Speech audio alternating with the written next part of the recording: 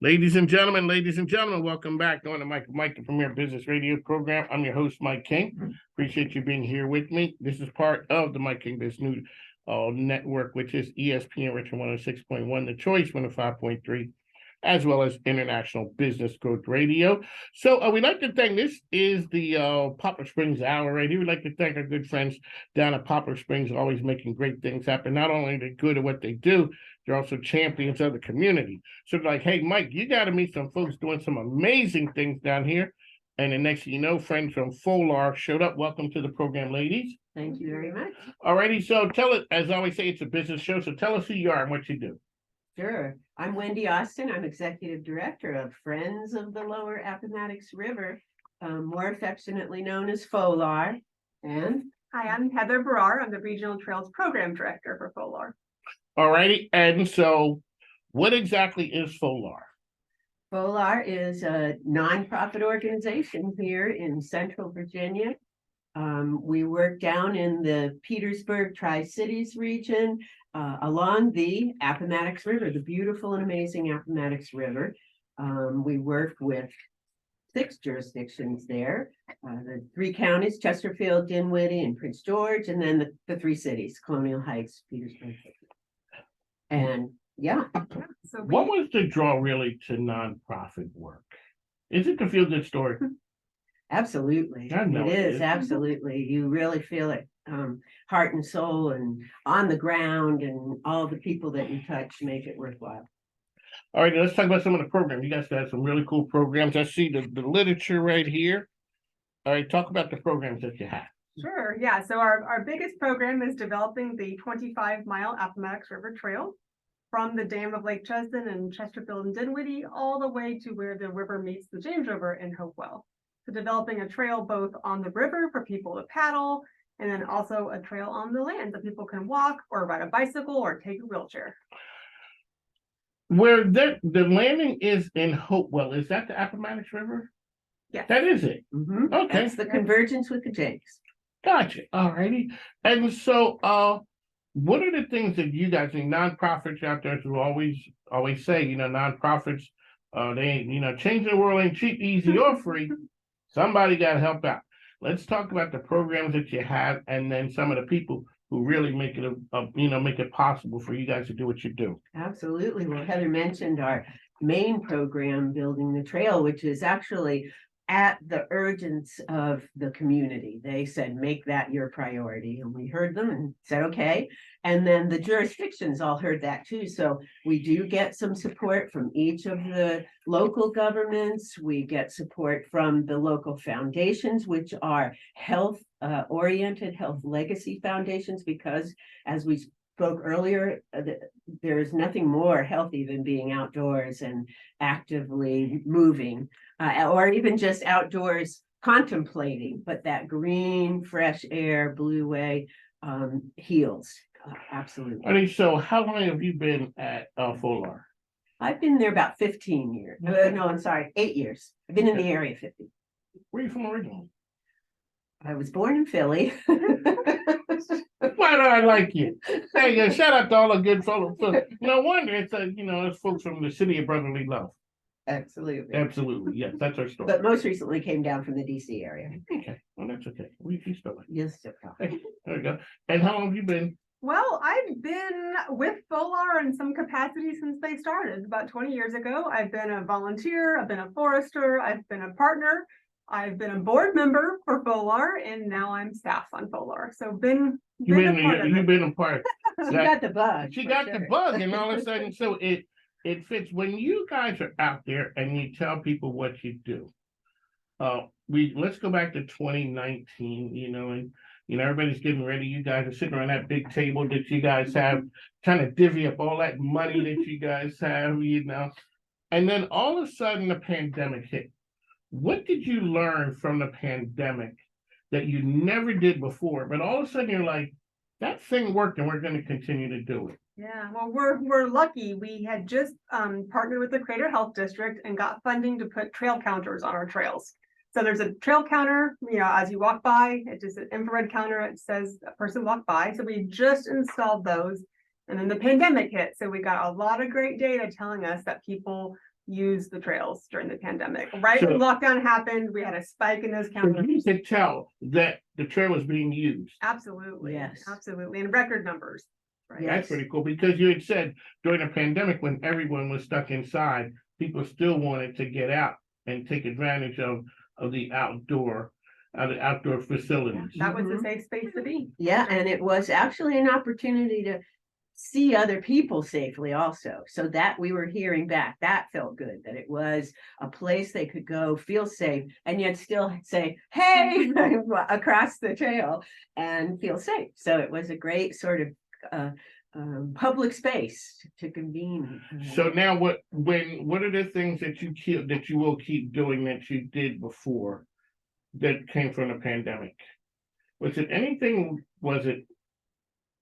I think if really it convinced us even more so that we really had to push to try to complete this 25-mile trail so that it is accessible for all ages, all abilities.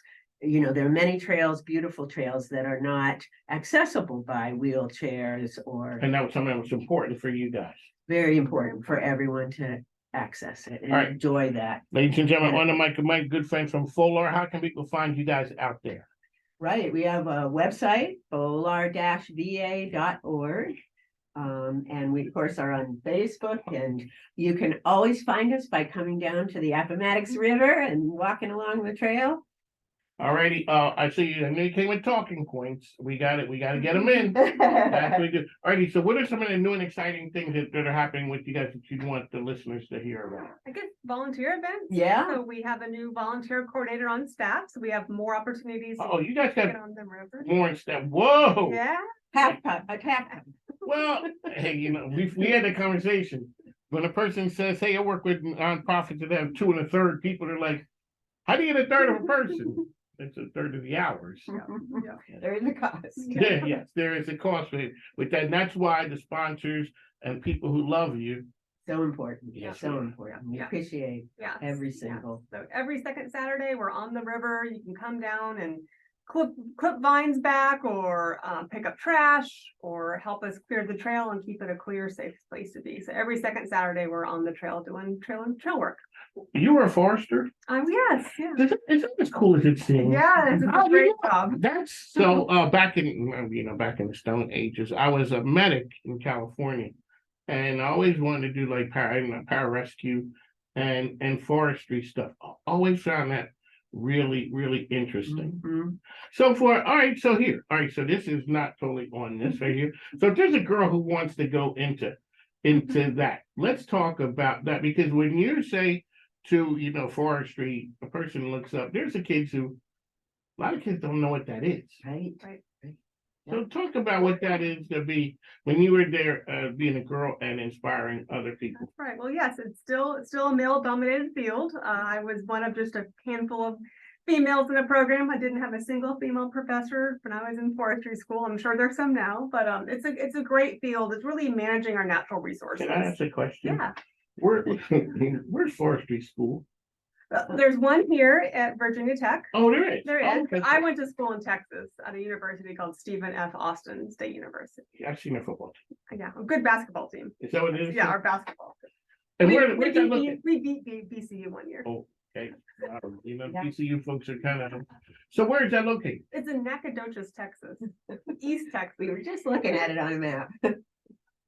All right. Back in the day, I used to work for AccuWeather, and we used to work with the newspaper Nacogdoches. Wow. Yeah, and Cool. yeah, that is. All right. So forestry was it? So it's an opportunity for to work with nature, and Yeah, if a person has interest in that, that is a good.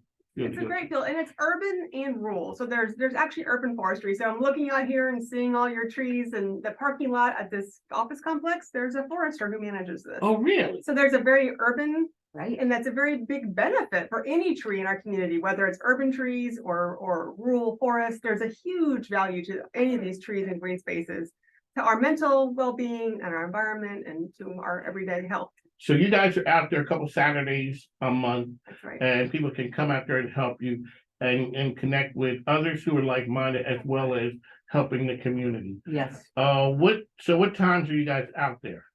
it's usually mornings, Saturday morning, sort of 9 to noon timeframe. Pretty much, rain, I was gonna say rain or shine, but most of the night. You guys do most of the time, we- you guys are out there. We're out there next month, January. So we try to, this time of year is a great time for us to be out there preparing for springtime, clearing those invasive plants and. And, okay, so you're working at that time of year, you're going, do you guys take some time off?